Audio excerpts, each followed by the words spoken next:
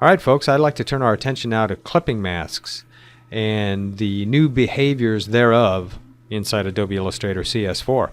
And to do so, I regurgitated this old document here. Those of you who saw my tutorial on clipping masks in Adobe Illustrator CS3 may recognize it.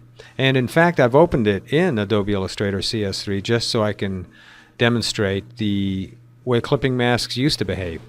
So let me go to the outline mode here for just a second. You can see what's going on behind the scenes. What we have here is a very large flag masked out by some text, this Patriot text here.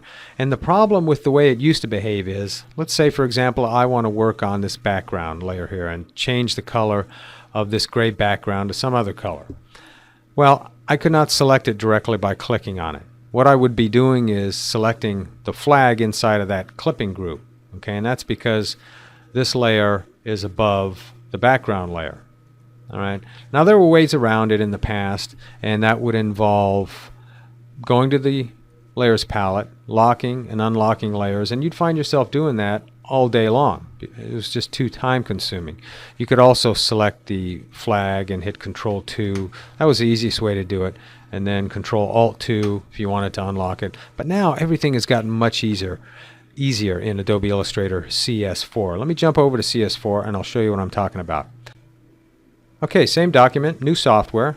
Let me open the layers palette and show you nothing is locked. Yet, when I click on the background layer, I'm actually selecting the background layer. You can see right here, and not selecting the flag inside of this clipping group. To do that in the new software, what you have to do is actually enter the isolation mode, and you do that by clicking anywhere on this group right here, double clicking, excuse me. There we go. Now we're in the isolation mode. And folks, the isolation mode in Adobe Illustrator CS4 has taken a jump forward, and I think you're going to find that it completely changes your workflow. It's so powerful.